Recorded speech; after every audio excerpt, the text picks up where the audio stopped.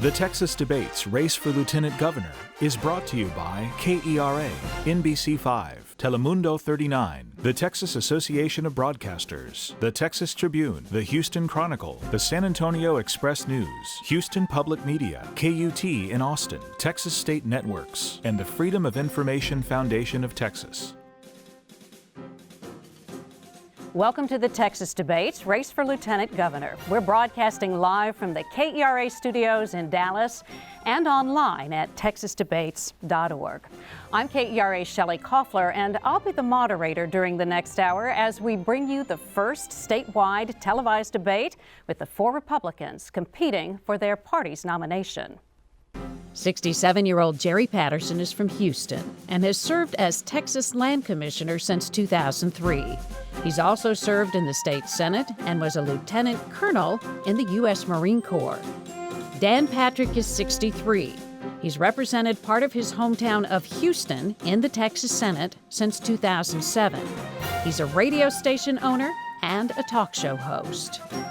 50-year-old Todd Staples is from Palestine and has been Texas's Commissioner of Agriculture since 2007. He's also served in the Texas Senate and House and operated real estate and ranching businesses. David Dewhurst is 68 and from Houston. He's running for re-election as Lieutenant Governor and has held the office since 2003. He's also served as State Land Commissioner, and he founded Falcon Seaboard. It's an energy and investment company. The candidates will be answering questions posed by journalists. Norma Garcia with Telemundo 39, KXTX-TV. Ross Ramsey, the executive editor for the Texas Tribune, and Peggy Fikac. She's the legislative bureau chief for the San Antonio Express News and the Houston Chronicle. And you can join the debate on Twitter. You can tweet us at KERA News with the hashtag Texas Debates. We'll be sharing some of your comments during the broadcast. Gentlemen, thank you for being here. I think you know the rules tonight. And based on a drawing, our first question is coming from Ross Ramsey. It will go to all of you with Commissioner Jerry Patterson going first. You'll have 1 minute to answer. All right. Commissioner, John Peter Smith Hospital in Fort Worth unplugged life support for a brain-dead pregnant woman yesterday after a judge sided with her family who wanted her taken off that support in spite of her pregnancy. Should the state require hospitals to keep patients on life support in situations like this, or should it honor the wishes of the family, whatever those might be? It's a tragic intersection of right-to-life concerns and when does life end as far as the mother in this case. The law has conflicted because under Texas law, when you're brain dead, you're dead. Also under Texas law, post the most recent legislative session, 20 weeks is the standard by which terminating a pregnancy is not lawful. So what we have here is a person that under the law is brain dead, and we have a 20-week conflicting statute. In my view, we should always err on the side of life. And in this case, there was an unborn child, which was past the 20-week statutory limit on abortions. So I'm not sure who was the right case here, but I would always err on the side of life. And I'm not sure that's what happened in the final analysis with the judge's ruling. Okay, Senator Patrick. Life is so precious, and there's nothing more precious than the life of a baby in the womb. And regardless of the circumstances surrounding that life, we should always do everything to protect that life. I appreciate the hospital fighting to preserve that life and save that life, and I think the courts erred. It is very clear from my record, passing the sonogram bill, passing one of the bills in the package of bills this session, that I've been a strong pro-life senator since first being elected.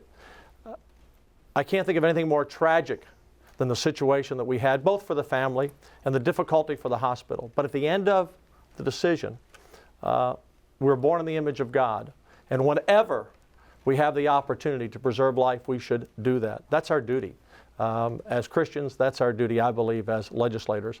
And I believe the court made a wrong decision. Okay, Commissioner Staples. What the Munoz family had to face and endure is just unthinkable for most families, and our hearts certainly go out to them in this tragic circumstance. But what we have here is a situation that there was life, and I think it's the responsibility of us as a society to have laws and regulations that encourages life and protects life and tries to find a viable way to continue to promote that life. And unfortunately, I do believe that the court erred in this situation. I think the next legislative session we're going to have to go in and clarify what the meaning of the statute is in order to remove the ambiguity. It is an extremely difficult set of circumstances, but we need to make certain that as a society we are protecting life and that we are giving unborn children to have the opportunity to grow and to mature and to ultimately live the American dream right here in the Lone Star State. And our hearts go out to them. In this particular instance, it's very difficult for them, I know. Lieutenant Governor Dewhurst. I think this case was decided wrong. I'm a strong believer in the sanctity of life. This baby had passed 20 weeks. This baby could have been born. And so I think it was decided wrong. I have always sided with the side of life, and that's why I'm proud that before I came in as Lieutenant Governor, only one piece of pro-life legislation had ever been passed in the history of the state of Texas, and 6 or 7 major bills have passed since I came in. And so I would have, if I'd been in that judge's shoes, I would have ruled differently. Okay, thank you very much. We're going to go around one more time, 30 seconds each in the same order. And Ross Ramsey, do you have any rebuttal or follow-up for this? Well, Commissioner Staples got to this, but would you change the law? Do you think the legislature should readdress this? I think we have to change the law and do something because we have conflicting statutes. We have the 20-week provision, and then we have the legal definition of what is alive and what is not. If you're brain dead, you're dead, so they conflict. The legislature is going to have to change the statute. But whatever we must do, whenever there's a doubt, we should always side on the side of life. You know, we often talk about the sonogram bill, for example, that we passed in 2011 that will save 13,000 to 15,000 babies this year, and I was proud to author it. But we talk about the end of life, and usually when we talk about the end of life, we think of seniors. We don't think about situations like this. So we need to be very thoughtful. We need to lead. And we need, again, to go back to a basic principle that we must protect life of all ages, at all costs, at all times. And this has been a battle in the legislature, and as Lieutenant Governor, I will lead to a successful conclusion of passing legislation that will do just that, protect life at all times. We need clarity in our legislation so that families don't have to go through uncertainties, and we need to make certain that as a state we are supporting the life of the child and the life of the mother in all circumstances that we deal with these very emotional situations. I'm very glad that while I served in the legislature, I was top ranked by all the major pro-life groups for working to support and standing for life. Lieutenant Governor. I think we ought to address this issue because, again, I come back to the same point that I made earlier. If you have a viable baby and it can be born, that's a life. And so I think it was a mistake. So I think we need to clarify the law on this and permit this baby to be born. Thank you. We're going to go to our second question now, and it comes from Norma Garcia, and we begin with Senator Patrick. All of you support a guest worker program for undocumented immigrants, but most of you have said that you would not approve it unless the border is secure. What exactly does secure border mean, and can you do it in 4 years? I'm going to do it when I begin in January of 2015. We're going to enact legislation and put priority on securing the border. Folks, between 2006 and 2012, we apprehended 1,134,000 illegals crossing our border. We think we get 1 out of every 5. We don't know. That means 5 million got through. From 2008 to 2012, we apprehended and put in our jails in Texas 141,000 hardened criminals that we identified as being here illegally. They committed or were charged with 447,000 crimes, including 5,000 rapes and 2,000 murders. So the question is, and I think there is maybe a difference of opinion on this panel, we all support a guest worker program, but for me, Norma, we must secure the border first, and what that means is doing everything we can, prioritizing it is our top issue to secure the border and protect the life of Texans, the property of Texas, and defend our country. Any country that does not use its freedom to defend its freedom will lose its freedom. We must defend the border. Okay. Next we go to Commissioner Patterson. Same question. Yes. Okay, well, it's a very simple answer, and that is we have to do all of the above. The Republican Party platform of Texas calls for a guest worker program. I would also add that all four of us up here at one time or another have supported that. All four of us have publicly stated that we do not support, do not think it's practical to deport 12 million illegal aliens. So the question then becomes, if you are not going to deport 12 million people and you have no plan to do anything with those that remain until some secure the border or everybody's got a job, you are supporting de facto amnesty. We need to start securing the border. We need to implement policies that provide for assimilation, and we need to start a guest worker program because they're a three-legged stool. Each will help the other if we do it correctly. The Republican Party of Texas adopted a platform. It's on my website, votepatterson.com. This is really semantical. When do we start the guest worker program? We need to do all of it. We need to do it now because we can't wait any longer. Lieutenant Governor Dewhurst. You know, Dan threw out some numbers, and we do have a problem with illegals being arrested here in the United States and housing them. That's why I sent an invoice to the Obama administration of $156 million for the cost of to incarcerate these illegals between late 2011 and the beginning of 2013. My plan on securing our border is not a plan, it's what we're already doing. I started some 7 years ago appropriating money to put assets on the border, high altitude spotter aircraft, helicopters, armor plated DPS gunboats, more DPS on the border. And we showed in our Operation Strong Safety in September and October of this past fall, we could shut down the whole border from the Gulf of Mexico to Laredo. And I've asked the legislature to put the resources in. So that is, it's not a plan. We need to go ahead and secure our border. Commissioner Staples. I can tell you that throwing money at the problem is not going to secure the border, and the border is not secure today, and that's why landowners actually reached out to me and asked for help. And that's why I developed a 6-point plan to reform our failed immigration system that starts with border security and does not include amnesty. That's why I've taken budget savings from my agency and given grants to the Department of Public Safety to use to help fund Operation Drawbridge, that has been responsible for actually apprehending thousands of individuals and confiscating tons of drugs. These are specific steps, along with retaining the services of 2 retired generals who did a strategic military assessment of the border. That's why a conservative group of landowners who live with this every day reached out to me, because politicians from both parties had let us down when it comes to border security and immigration reform. And I developed a strong plan that starts with border security, that puts more resources on the ground, and that recognizes it is Washington's responsibility, but Texas is on the front lines, and it's our problems, and we must fight for a secure border and these landowners. We're going to go back around again on this topic, 30 seconds this time, same order. And Norma Garcia, do you have a follow-up? Or? Yes, can you be very specific about what you would do with the growing undocumented population already living and working in Texas? And I'm talking about those without criminal backgrounds. Senator Patrick. We have to go back, Norma, to this issue first. And I don't want us to skip over it, because until you secure the border, Norma, you really can't address those other issues. That is first and foremost. As long as Texas does not secure the border, then the federal government is going to sit back and do nothing. They're not going to pass real immigration reform. The mayor of San Antonio, as you know, recently just attacked me because I have a tough stance on securing the border. So, Norma, going to that question, the first question is stop the invasion, and then we'll address those questions. That's what I'm going to do as Lieutenant Governor.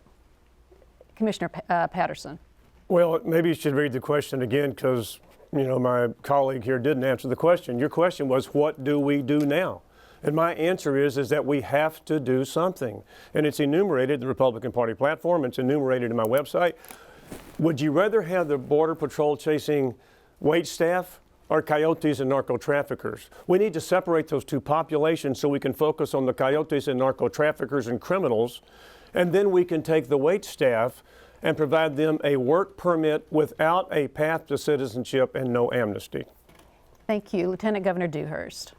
Well, building on what Jerry said, and I think what the four of us are saying, sooner rather than later, we're going to have to address the undocumented workers that are in the United States. But the problem's never going to go away unless we secure the border. That's why some of my challengers talk and talk and talk. This is historic, ladies and gentlemen. This is really historic. We can shut down the border once and for all this year simply by the governor and the speaker joining and the legislature and appropriating the funds. Time. Thank you. We're going to return to questions for all of you in just a little bit. Oh, I'm so sorry. I am so sorry, Commissioner. Of course. All right.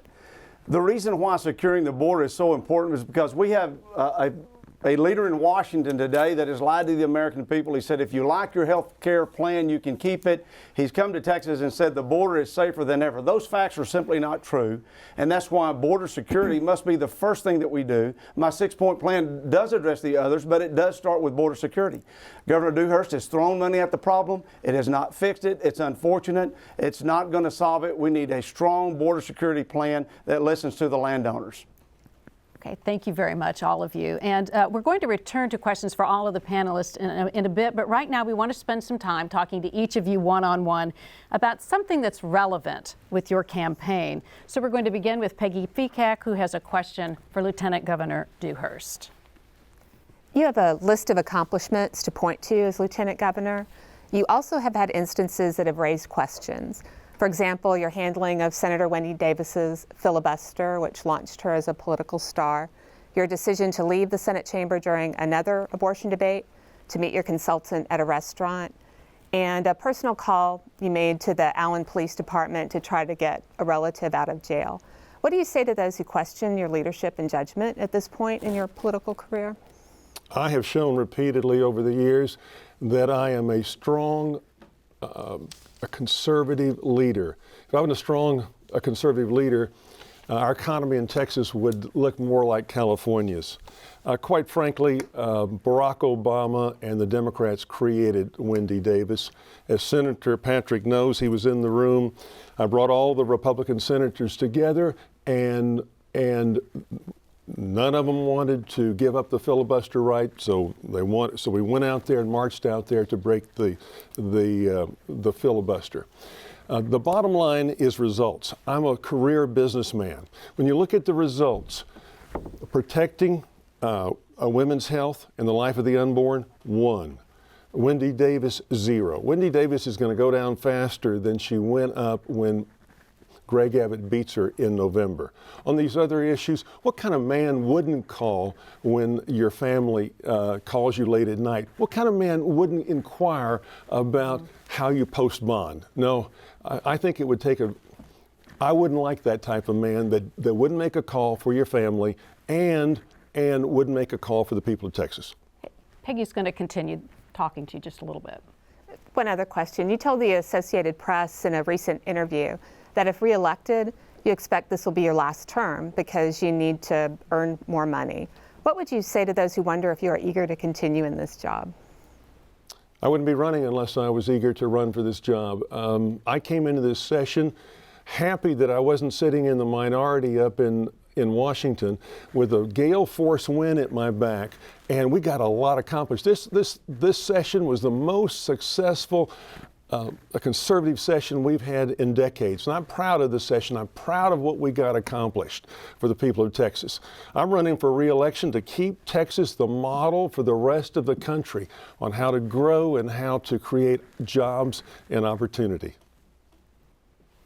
Okay, thank you very much. I now have the opportunity to talk with you, Senator Patrick. Yes, ma'am. And I want to chat about the issue of integrity and character. Sure. You walked away from more than $800,000 in debts when you declared personal bankruptcy in the 1980s. You're now prosperous. You've been able to loan your own campaign hundreds of thousands of dollars, but you haven't repaid the bankruptcy debts, which includes $340,000 to a single Houston developer. You may not have a legal obligation to repay them, but I'm wondering, do you think you have a moral obligation? You know, in the 80s, I'm a risk taker. I'm an entrepreneur.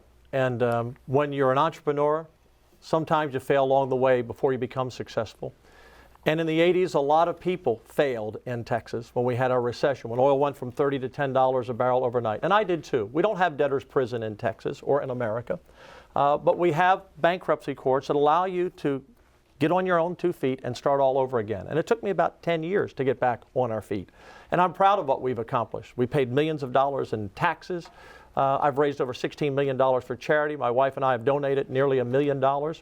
And that was 30 years ago. And I'm proud of the success that we've had and the things that we've done in our community.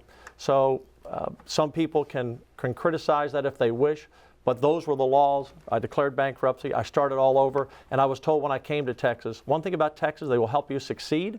And if you fail, they'll give you a chance to succeed again. And we've been very blessed. This gentleman, there were several people that you owed money to, but at least one person, you left him holding $384,000, I think it was, in debt. He was a developer. Don't you think you had a moral obligation to repay him now that you are able to, you are more prosperous?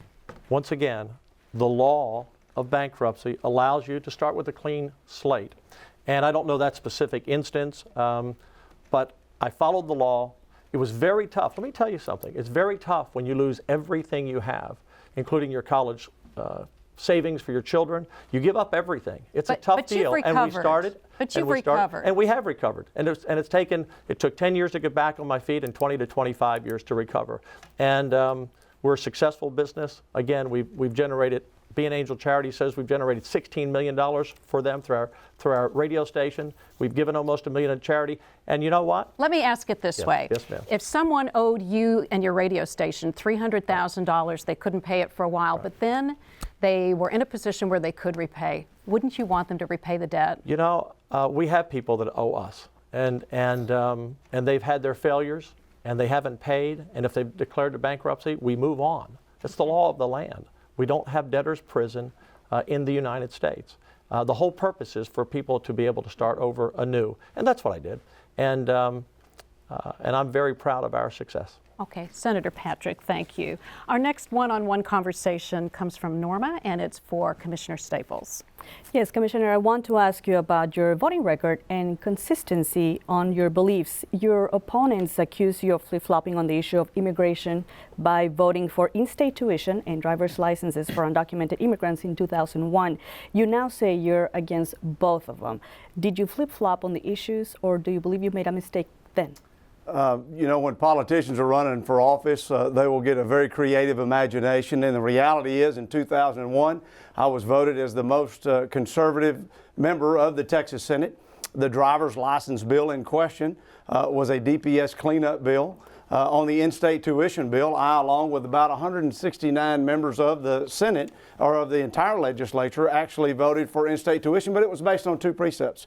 One is that those students would correct their status, and secondly, it was based on the assumption that our federal government would secure our border. I'm the only one here tonight that was actually in the legislature during that time, and I can tell you that neither one of those elements have been enforced, and that's why I said that we need to repeal the in-state tuition. That's why I responded to landowners who reached out to me to help them with border security and develop that 6-point plan. We need to secure our border. We need to send a message to Washington that Texas will act if you do not, and be very firm in fighting for border security and fighting for those landowners and fixing the problem once and for all the right way. And I would like to ask you, if I can, about another instance. In 2011, you were on record saying you were in favor of the 2/3 rule, which allows the minority to block a bill in the Senate. You now say you're against it. Was that a mistake?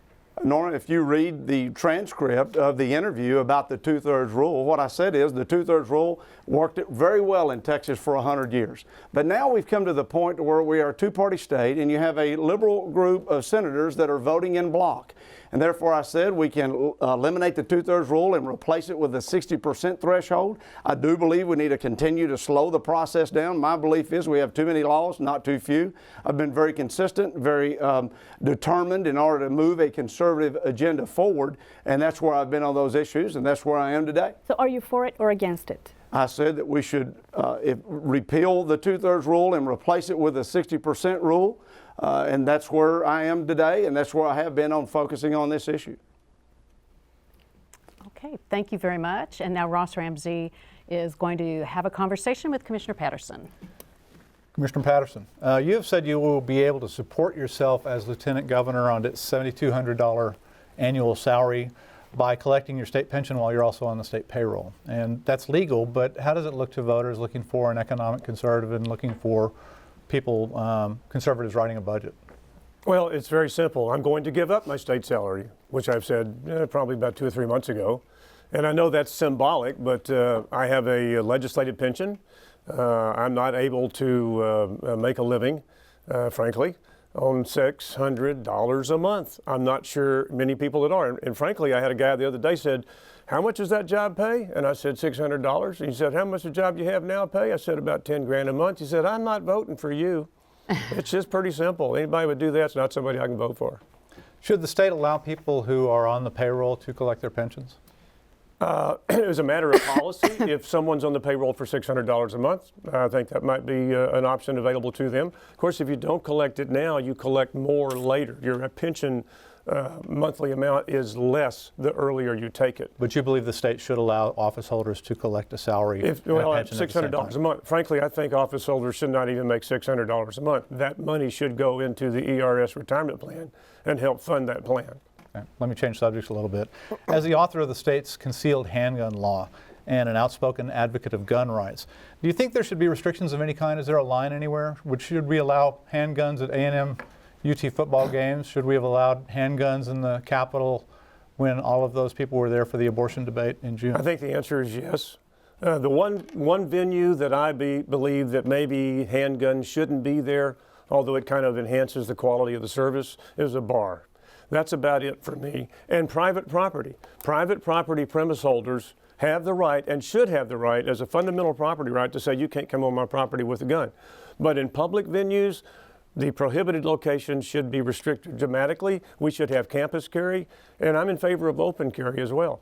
It's nothing to fear for those who have passed a background check, for those who have had an FBI check, and those who want to obey the law are not to be feared. When you think about somebody who is concerned about a misdemeanor offense for unlawful carry, and you think they're going to go shoot somebody, which is capital punishment, it doesn't make any sense. This is really about liberty. This is about governments failing to interfere with our ability to exercise those liberties. And frankly, a citizen who cannot carry a firearm is not much of a citizen. Frankly, he's a serf.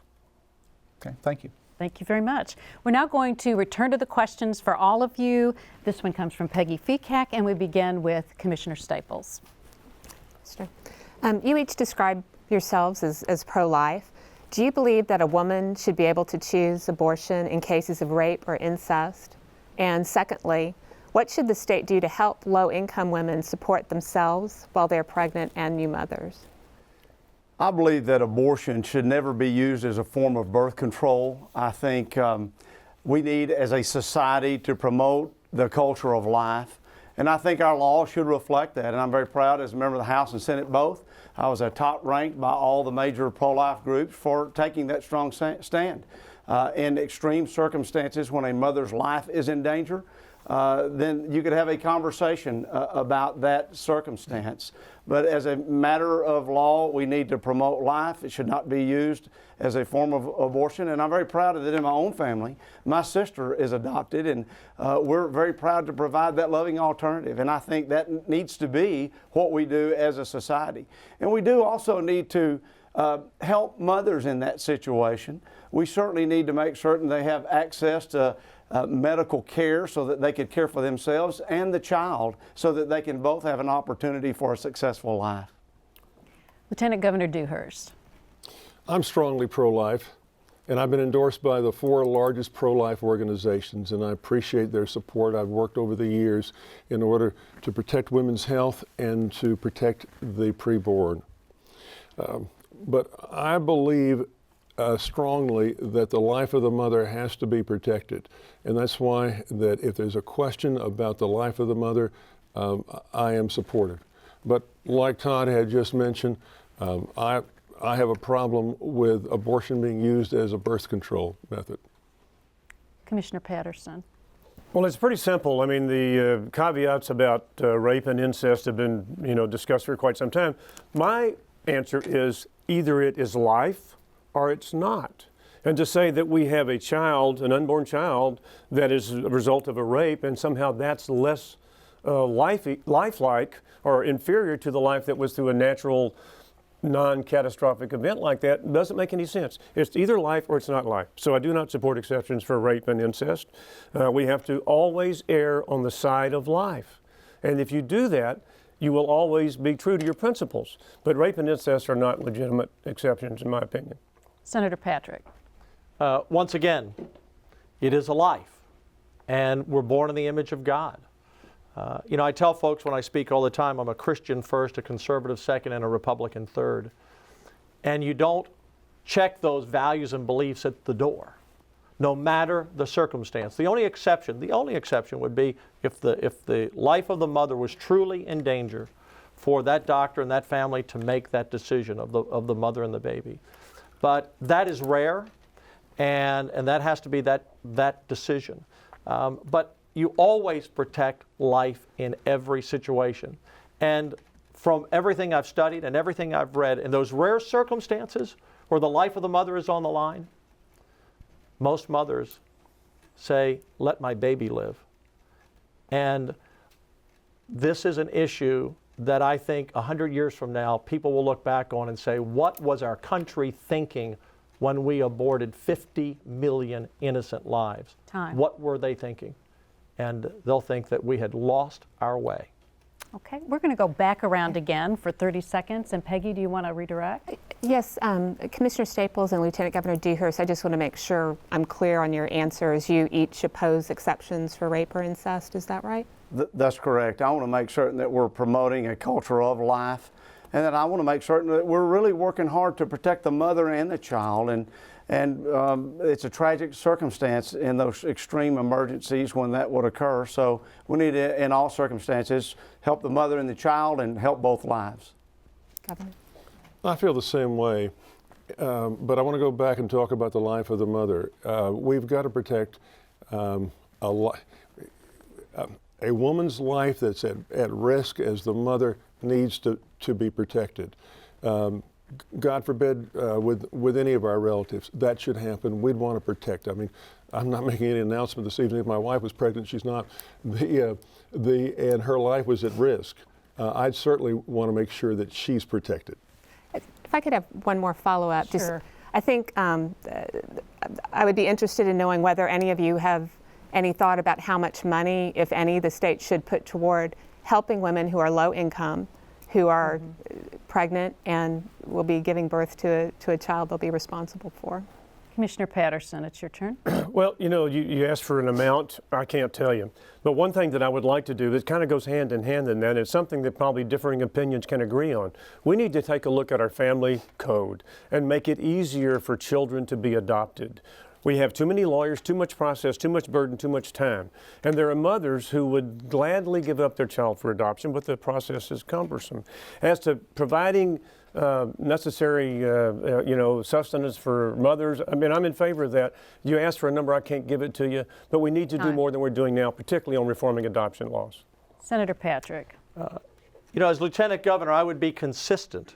I would be consistent in that one of the reasons we had our filibuster this year was because when we sent the bill from the Senate to the House, the Lieutenant Governor asked to remove the exception of protecting life at 5 months.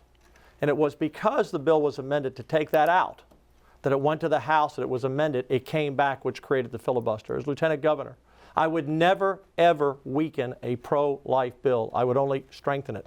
And had I been Lieutenant Governor, there would not have been that filibuster that night. Okay. Would you provide any money for low-income women?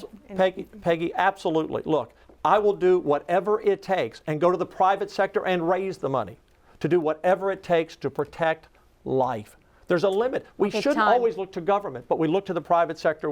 We should save every life. Time. Okay, we gave a little extra time to Senator Patrick there, so how about 15 seconds? Let's start with Commissioner Staples. 15 seconds, and stick to Peggy's question, if you would, please. And that was the question about funding for poor women and babies. Right.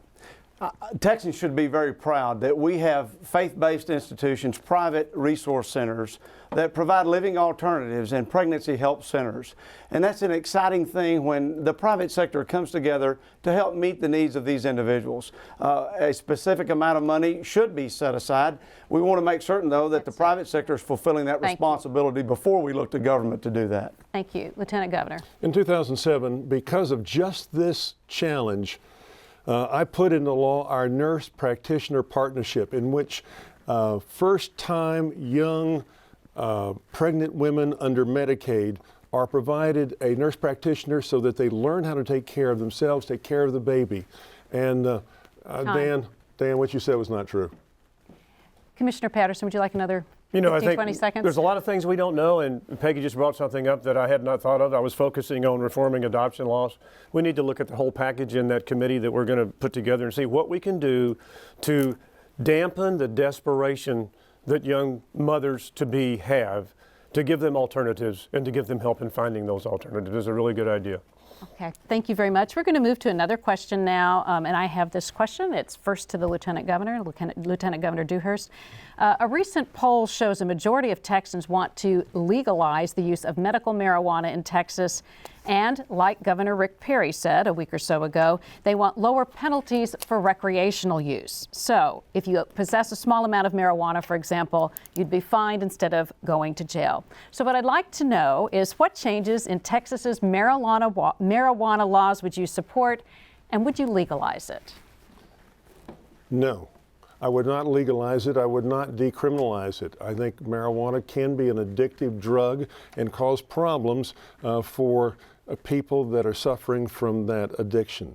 And so what I would do is continue what we started doing in the 2005 session, where we're putting not only chemical dependency but alcohol dependency clinics in place so that we can get these people who have these addictions well and not addicted. Okay, thank you very much. And now Commissioner Staples, same question. I would not legalize recreational use of marijuana in Texas. I think we need to be very firm on enforcing our laws.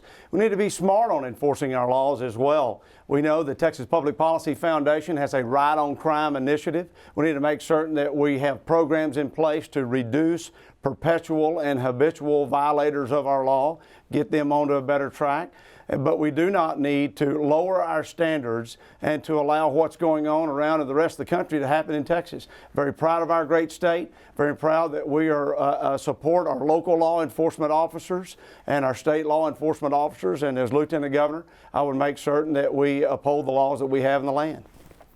Senator Patrick. It's a non-starter with me. We're not going to go the way of Colorado. We know the harm, particularly of marijuana. I couldn't believe the President of the United States interjected himself in the parenting of our children by basically saying it's okay for young people to use marijuana. I'm now a grandparent of 2 and 1 coming in a couple of weeks, and it offended me that the President of the United States interfered with a decision that every family should make. And he's so wrong on the issue. We know the medical research proves without question that marijuana does impact young people more than older people. So it's a non-starter with me. And look, folks, I just want to finish up a point. It's on this filibuster and that pro-life bill, the ban on abortions at 5 months was taken out of the bill. You can go to the record and look. You can go to the videotape and watch. It should never have happened. Time. We wouldn't have had the filibuster. Okay, Commissioner Patterson. Well, like all criminal justice issues, they should be the responsibility of the states. Federal government should not be involved in criminal justice. That's our dominion. It's part of the 10th Amendment is our dominion. So it is a state issue. And with that, I do agree with Governor Perry. It's a state issue. It's Texas' decision to make. Now, as far as legalizing it for recreational use, I do not support that. But we must realize that marijuana is a chemical, tetrahydrocannabinol. It may have some medical use, and if it does, it's no different than codeine or cocaine at one time or heroin, those things. So medicinal uses, we should consider that. It's another chemical for medicinal use only. But I also want to make sure that we do not go back to the 60s when if a 16-year-old kid had 1 joint, it was a felony. You know, you look at the comparable penalty for alcohol or for alcohol abuse or for drunken disorderly, for DWI. But felony penalties for what we used to do back in the 60s, that we don't want to go back there.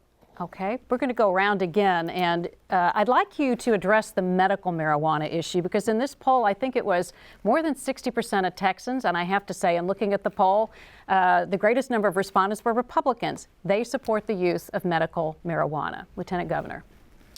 Shelley, I was going to let it go, but Dan brought it up a second time. Dan, one of the keys on being a lieutenant governor is you've got to have integrity, and people have to be able to believe in your word.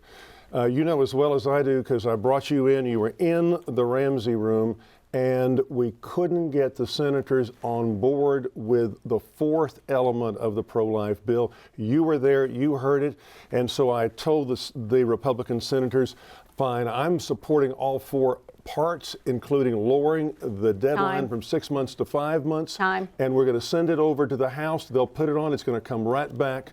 And we need it by Sunday, so we're not in filibuster range. And you need to tell the truth. Yes or no, medical marijuana? No. Okay. Commissioner Staples. I've seen no information to suggest that that would be good policy for Texas, and I'm opposed to that. And I'll take it a step further. I think those that are receiving government assistance should not be eligible if they're illegally using narcotic substances in our state, and our laws need to reflect that fully. Senator Patrick. No. In Colorado, I have a friend who was up there on a ski vacation over the holidays. He said he's selling his house. He's not going back because what started out to be medical and wider use, he said, I don't want my kids exposed to that everywhere. And so, no, I don't support it. And folks, look, I'm not going to argue with the Lieutenant Governor. The facts are this. All Republicans voted for the bill with 5 months in it. So they would have voted for it the first time. And had we had a leader, we would have passed it out the first time, and there would not have been a filibuster. Commissioner Patterson, how would you implement something like medical marijuana use in Texas? When I mentioned states' rights, that is the one exception. The Federal Drug Administration would administer that. But again, you know, I'm not a doctor. But I will tell you, we have medical barbiturates, we have medical amphetamines, we have medical codeine, we have medical all of these compounds. And I'm not a doctor. But if there is medical efficacy for the use of tetrahydrocannabinol, and the doctor prescribes it, I mean, I see nothing wrong with that. We're talking about medicine. We're not talking about recreational use. But again, FDA regulates drugs. The state of Texas regulates crime. Thank you very much. We're going to move to another question now from Norma Garcia, and we begin with Commissioner Patterson. Commissioner, all of you have expressed support for teaching or discussing creationism in public schools. What specific aspect of this theory would you like to see included in textbooks? And would it undermine the Supreme Court's decision of 1987, which says you cannot teach creationism as a science? You know, we have creationism, we have intelligent design, we have evolution. I think all those things should be taught in public schools. I think our children should be armed with knowledge so that when they go out into the world and they hear these terms, they have some idea what the conversation is about. I see nothing wrong with that. Now, we can discuss whether creationism should be taught in science or whether it should be taught in comparative religion or whether it should be taught in social studies. I don't really know the answer to that. But our children should be armed with more knowledge, not less. And that would include creationism, intelligent design, evolution. And let the parents and the ministers then decide which of those should prevail in that child's life. That's not a decision for the schools, but the schools should arm children with information that will be helpful to them. Okay. Commissioner Staples, you're next. I don't think we have to live in a state where we need to apologize for being a Christian. And I believe that creationism can be taught in our public schools in social studies if it violates what the courts have said as a science, because it is something that most Texans believe in, and our children need to be exposed to this, and we shouldn't have to hide from it. You know, the reality is we need a robust education system in Texas. The Lieutenant Governor made a comment a couple of weeks ago, something about teacher pay. You know, I think we need to pay good teachers more. We need to find a way to get bad teachers out of the classroom. I wish the Lieutenant Governor was more focused on what we're spending in public schools rather than being the first Lieutenant Governor in history to have a personal security detail. I would be more worried about what's going on in the security of our schools rather than having a personal security detail that drives you from place to place and sweeps rooms before you go in. And I think that's what we need in focusing on an education system, is one that delivers and that we're focused on what our kids are being taught. We provide a good opportunity for them. Senator Patrick. You know, our children must really be confused.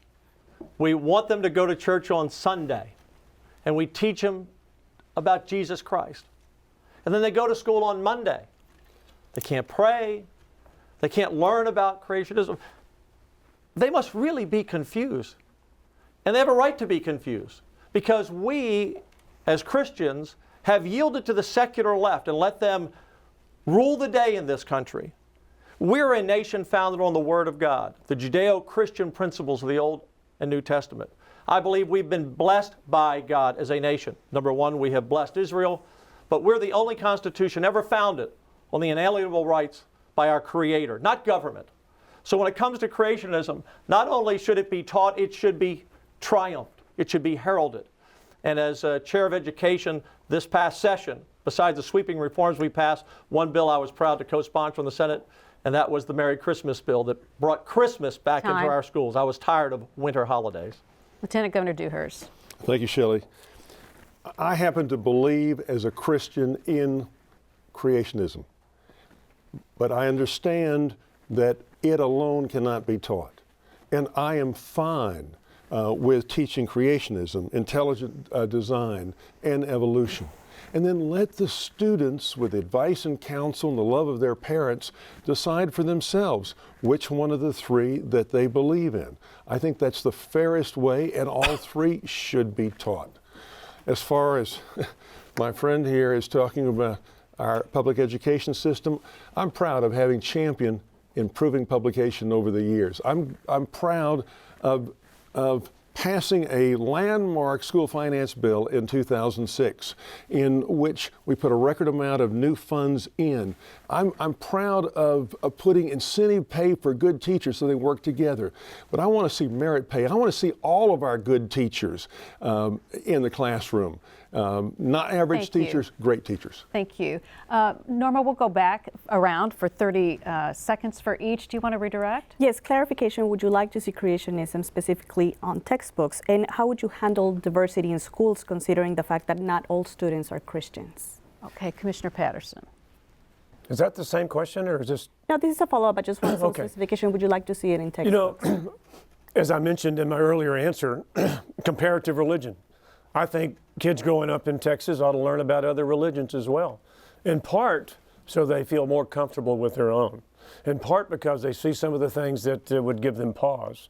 So wherever it's taught, I really don't care, but I don't see any problem. And we are, as has been pointed out, we are a majority. We are a Judeo-Christian nation. That was the founders' beliefs.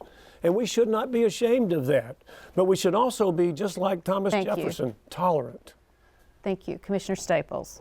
I don't believe that we have to hide what we believe in under a bushel, and that I am very comfortable and think that we should be exposing our children to creationism. But Governor Dewhurst, it is very real that we have many needs in our school system today. Throwing money at the problem will not solve the problems. We need to end the culture of teaching to the test. And just saying that there's more money available, we wouldn't have the problems in our school system today if we did. I think your own current campaign manager and your loss to Ted Cruz in that race actually said that you're a big government Charlie Crist Republican who's out of touch. And I think you're out of touch on this issue about the teachers and the spending in schools. Okay, Lieutenant Governor. Do I get a chance to? Oh, I'm sorry. Senator Patrick and then Lieutenant Governor Dewhurst. Yes. Thank you. I don't know if we're going to get a question on education, but I want to talk about it as education chair. We have a crisis in our inner cities with a dropout rate of 40 to 50%. We must have school choice. We already have it. If you're rich enough, you send your kids to private school. If you're mobile enough, you move to the suburbs. But if you're poor and in the inner city and in a failing school, and by the way, of our 8,500 campuses, folks, almost 900 are considered failures. We must have school choice. We haven't had a question on that, but it is the hub of the wheel. We have no future in Texas if we don't have an educated workforce for the future, and we must focus on school choice and improving our inner city education. And I'll do it as Lieutenant Governor. Thank you, Lieutenant Governor. As a Christian with strong beliefs, I believe in creationism. I think all three of these, intelligent design and evolution, ought to be taught. I'm proud of what we've been able to achieve, and I was able to work with Dan this past year. Not only did we reduce teaching to the test, let me share some facts with you, and reduce from 15 down to 5 the end of course exams, but we were able to make a record investment into our schools, an unprecedented record investment to hold on to our good teachers and improve our public education system. We only have a very little bit of time left, so we have one more question. You'll only get 30 seconds for this one. I'm sorry it's that short, but Peggy Fikac has a question about term limits. As we all know, Governor Perry's been governor for more than a decade. I'm wondering if each of you think that that's too long. Do you think there should be term limits on top state office holders? And we'll start with Senator Patrick. I voted for the term limit bill for statewide office holders, and I wanted to amend it for all legislators, but it was ruled not germane to that particular bill. And I think whether it's 8 years, our bill was 8 years, which I supported. I think that our founders did so many things so well, but one thing they didn't get right on the national level and the state level was term limits. We have too many politicians who have been there too long. Status quo, that's what they defend. Thank you, Senator. Lieutenant Governor Dewhurst.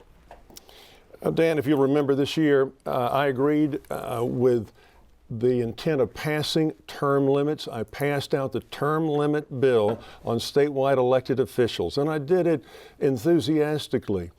But I did feel, like you mentioned, Dan, that if you're going to put term limits on statewide elected officials, you ought to be putting them on senators, you ought to be putting them on House members, and we ought to address everyone the same way so that if that's your goal, let's treat everyone equally. Commissioner Staples. I think politicians are a lot like socks, and they need to be changed on a regular basis. We need to instill new blood and new energy and new ideas on ways to solve problems. I've followed 8 years of Susan Combs and 8 years of Rick Perry at the Department of Agriculture, yet I found ways to give tens of millions of dollars back to the taxpayer to be efficient with the dollars.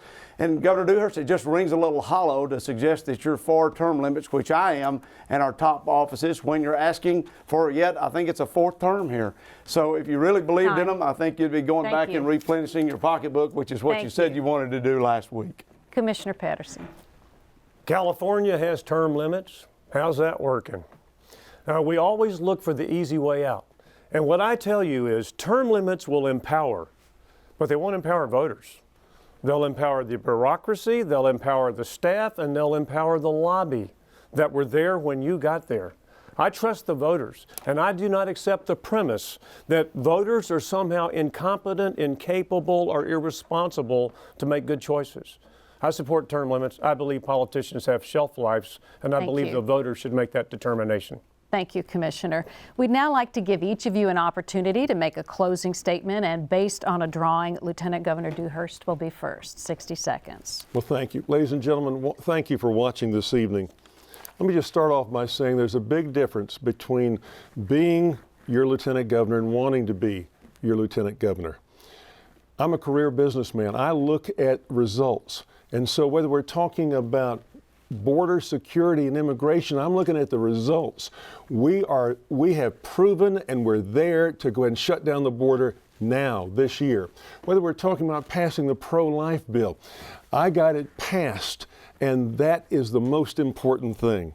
Let me say that I'm flattered that my challengers are all talking about things they want to do that we've been doing here in the state over the last several years. I'm an unashamed conservative, and I don't compromise my conservative values. It hadn't been easy, but over the last decade, I've been proud to lead and to grow this state economy in good times and bad times, creating the Texas miracle, making Texas #1 in jobs and #1 in opportunity for all of you. Thank you. Thank you. Thank you. Commissioner Patterson. Well, I'm going to make a promise to the folks that are watching out there. It's just real simple. I'm going to be straight with you.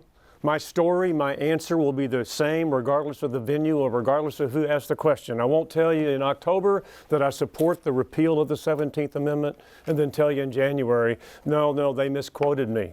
And I'm going to be straight with you. I'm going to tell you the truth, and you may not agree with me on everything. But I have to tell folks, I do it all the time, if you want somebody you can agree with on every single issue, then you need to run. We've also heard tonight, that we all essentially agree on, no amnesty. We agree that you can't deport 12 million illegal aliens. We agree on a guest worker program. But just yesterday, Senator Patrick in the Houston Chronicle said that I support amnesty and open borders. Didn't say that tonight when I'm here. I'm going to tell you the truth, and it's going to be the same story regardless of where I am. And I think voters want that, and I will provide it. Thank you. Be honored to have your vote. Thank you, Senator Patrick. It's been said the establishment does not want me to be elected because they want the status quo to be protected. Paul Burker of Texas Monthly said if the other three gentlemen are elected, it'll be business as usual, but all bets are off with Dan Patrick. The Democrats don't want me elected because I've said I'm not going to appoint, as the Lieutenant Governor has done for a decade, I'm not going to appoint half the Democrats to be chairman of committees and run the Senate. It's time the majority, the conservative majority in this state, had an authentic conservative leader. The other side that doesn't want me, it's not because I can't lead, it's just the opposite. They know I can lead. Passing the sonogram bill, $172 million business tax, going toe-to-toe with the TSA and the Obama administration, and this year passing sweeping reforms in education, getting almost unanimous support from both parties from all parts of the state. If you want a conservative leader who's going to complete the conservative agenda, secure the border, lower your property taxes, which go up 8 to 9% a year, pass school choice, campus carry, fund transportation on an as-you-go basis. Thank you, then Senator. I ask for your vote. DanPatrick.com. Thank you, and God bless. Commissioner Staples. First, I want to thank KERA and the voters watching at home. Texas is a great state, but we can do better, and that's why I'm running for Lieutenant Governor. Like you, I am sick and tired of politicians not listening to voters like you and me. That's why I've dedicated my life in public service fighting for Texans. I fought for landowners who are being chased off their border, off their land by drug cartels. I have fought for tax cuts to help Texas lead the nation in job growth. I fought for Texas jobs by suing Obama's EPA. I fought for eminent domain reform to protect private property owners. And I am proud that I have fought for traditional family values and carried the constitutional amendment defining marriages between one man and one woman. If you want something better for Texas, if you want a fighter, then I'm asking for your vote tonight. I'll deliver real results and not rhetoric. God bless you, and may God bless Texas. Gentlemen, thank you very much for taking part in this debate tonight. I also want to thank my colleagues for asking questions and all of you for taking part in this Texas debate. Early voting begins February 18th. Election Day is March 4th. Thank you for joining us.